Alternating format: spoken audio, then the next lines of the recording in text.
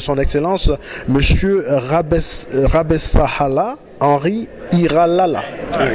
Voilà, donc si vous pouvez bien le prononcer pour éviter que j'écorche le nom. Henri Iralala Rabessahala. Voilà, donc qui est ministre du Commerce et de la Consommation de Madagascar. Alors, Monsieur le ministre, ce 20e anniversaire de l'Organisation mondiale du commerce, quel sentiment est-ce que ça vous procure aujourd'hui? Alors déjà, en tant que représentant de Madagascar, je suis très content d'être ici aujourd'hui, parce que Madagascar sort d'une crise politique de 5 ans. Alors c'est une occasion pour Madagascar de revenir sur la scène internationale, de revenir dans les marchés, de revenir dans les relations avec nos partenaires, notamment africains, comme nous le faisons ici. Et c'est une occasion aussi pour nous de faire un petit peu le bilan de tout cela et de voir quels sont les avantages que pourrait récolter Madagascar par rapport à l'OMC, mais aussi par rapport à tous les autres accords de partenariat multilatéraux, bilatéraux, internationaux pour nos opérateurs à Madagascar, mais aussi pour les consommateurs malgaches. Alors à Madagascar, déjà c'est cette île africaine qui est pratiquement isolée, donc avec des frontières naturelles. Comment le commerce fait-il pour prendre là-bas? Enfin, quelle est la stratégie que vous mettez en place pour que le commerce puisse être développé à Madagascar? D'accord. Alors, déjà le fait que Madagascar soit isolé, c'est un avantage pour le pays, parce que sur la biodiversité, on a des exceptions, vraiment. Il faut venir voir. Sur le côté paix, c'est une bonne chose parce qu'on est isolé d'autres pays. Mais sur le plan commercial, c'est un peu difficile. Déjà parce que quand on pense un marché, on est limité à nos frontières naturelles, que attaquer le marché africain et encore plus difficilement le marché international, c'est difficile, comme je l'ai dit lors de la conférence tout à l'heure, c'est que ça pose des barrières non seulement non tarifaires, en matière de transport, en matière de financement, mais surtout psychologique, parce que traverser la mer, psychologiquement pour nos entrepreneurs, pour nos opérateurs, pour nos exportateurs, c'est une barrière psychologique en plus. Parce qu'effectivement, nous n'avons pas les avantages des pays continentaux africains où les échanges peuvent se faire par voie routière ou même des échanges directs. Nous, il faut qu'on fasse un effort en plus pour pouvoir sortir de là-bas. Ça, c'est une chose. Deuxième chose, c'est que Madagascar est isolé. Bon, une île déjà, c'est isolé, mais sur le plan géographique, on est quand même au bout de l'Afrique. Et là, ici, aujourd'hui, nous sommes au Maroc. Madagascar est le pays géographiquement le plus éloigné du Maroc, sur toute l'Afrique. Et c'est une barrière en plus à surmonter, mais nous n'avons pas peur. Nous sommes très confiants et nous sommes persuadés que nous pourrons premièrement déjà renforcer nos opérateurs, nos exportateurs à Madagascar pour pouvoir faire face à cette ouverture-là. Nous pourrons ouvrir les relations avec le grand continent africain, et cela à travers les accords que nous avons sur le côté à l'est de l'Afrique. Nous avons le COMESA, nous avons la SADC, l'océan Indien, nous avons la COI, la Commission de l'océan Indien, auquel Madagascar participe activement. Et nous allons profiter de ce que ces conventions-là nous offrent pour pouvoir à la fois renforcer nos compétences et produits malgaches, et pour pouvoir attaquer ce grand marché qu'est l'Afrique. Alors, Excellence, aujourd'hui, le Maroc, qui est aussi à l'autre extrémité de l'Afrique, tout comme Madagascar, est en train de s'ouvrir à l'Afrique entière, en proposant aujourd'hui une coopération sud-sud et en essayant comme ça de tendre la main aux autres pays africains au niveau du Sud. Je vais partir de ce constat pour vous poser la question de savoir si Madagascar ne pourrait pas en faire autant, parce que quand je regarde par exemple les vidéos concernant Madagascar, je vois qu'il y a du grand potentiel, qu'il y a vraiment une énorme richesse. On dirait même que toute l'Afrique est concentrée dans Madagascar. Est-ce que Madagascar ne pourrait pas se servir de cela pour aussi devenir une zone de convergence des frères africains qui sont sur le grand continent? C'est l'idéal. Je pense que vous avez mis le doigt sur effectivement ce qu'il y a à faire. L'objectif, c'est d'arriver à cela. Alors, mais le chemin est encore long.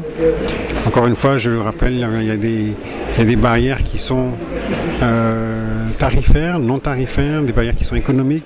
Comme je disais aussi, il y a des barrières qui sont elles-mêmes psychologiques. Il faut que nous-mêmes, les Malgaches, soyons conscients de ce potentiel, que nous y croyons et que nous nous y attelons. C'est là le plus grand défi, et c'est le rôle du ministère de mettre tout ça en perspective et d'essayer de ramener tout le monde vers cet objectif-là. C'est pas évident, hein, ce n'est pas évident, surtout après une telle crise, les gens sont un peu en attentisme, de dire comment ça se passe, qu'est-ce qui va être fait, on n'a pas envie de revivre la même chose, on est un peu frileux sur les risques. Donc, tout simplement, on n'a plus les moyens puisqu'on est fatigué par la crise de manière économique. Et là, je pense que le gouvernement a un rôle à jouer, c'est de remettre tout ça sur les rails, de raviver cette flamme et d'aider les opérateurs à se remettre sur les rails eux-mêmes. Alors, Excellence, je vais terminer avec la question de la migration clandestine. Je suppose que Madagascar, comme tous les autres pays d'Afrique subsaharienne, sont touchés, et ceci est directement ou indirectement lié à la gestion commerciale du pays. Est-ce que vous êtes du même avis que moi sur cette question? Oui, alors la migration clandestine, comme je suppose partout, existe, même en Europe, ça c'est connu. Je pense que l'impact est moindre à Madagascar vu cette situation d'insularité.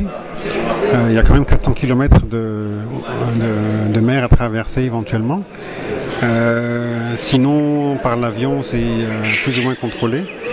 Quoique, il y a quand même quelques individus qui sont hors du contrôle. C'est une situation pour du moins qui n'est pas encore alarmante pour Madagascar aujourd'hui, sauf si la venue de ces gens-là est associée à des trafics quelconques ou du blanchiment ou des activités illicites. Voilà, c'est là le problème s'il y en a. Mais effectivement, ce n'est pas un des problèmes les plus urgents pour l'instant pour Madagascar.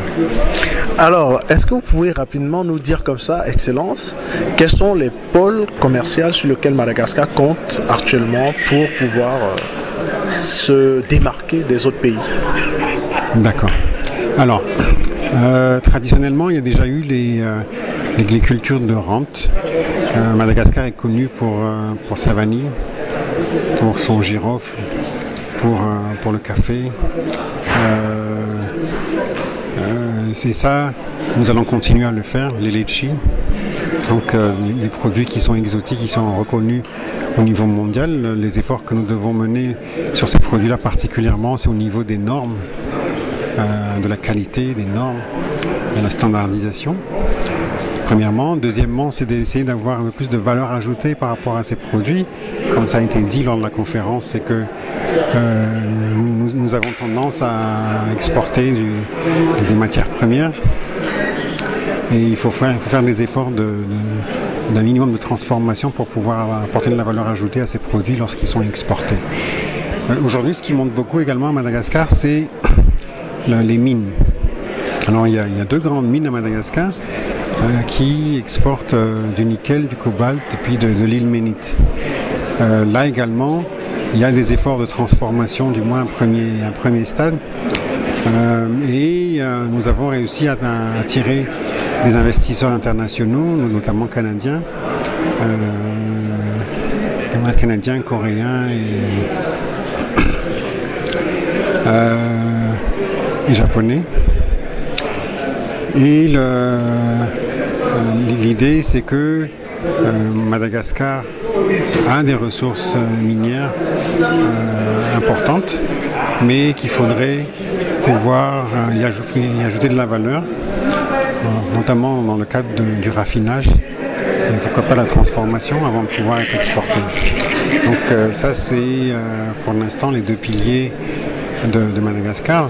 En ce moment, on est en train de négocier avec les États-Unis pour mettre à flot Madagascar sur l'AGOA, donc surtout sur le côté textile. En fait, on est déjà bien là-dedans, mais il faut redémarrer la machine qui s'est un peu enrouée après 5 années de crise. On est en train de remettre tout ça, mais je suis très confiant qu'une fois que ça va repartir, en espérant que l'AGOA elle-même va être renouvelée aux États-Unis, mais que si c'est le cas, ce sera un des piliers très forts du développement et du commerce international pour Madagascar. Alors merci Excellence, Monsieur le Ministre, Monsieur Rabessahala. Voilà, j'y arrive. Donc, M. Rabessahala Henri Hari Lala, donc ministre de Commerce et de la Consommation de Madagascar. Merci d'avoir répondu aux questions de la web radio www.rdubois.com, la web radio, la première web radio basée ici au Maroc et qui est là pour la promotion de la coopération Sud-Sud qui a été lancée par le Maroc et aussi pour faciliter l'intégration des subsahariens dans le Maghreb. Félicitations à Web Radio et longue vie. Ça, ce sont des exemples vraiment d'initiatives qui sont vraiment très utiles. J'espère que vous allez vous étendre jusqu'à Madagascar.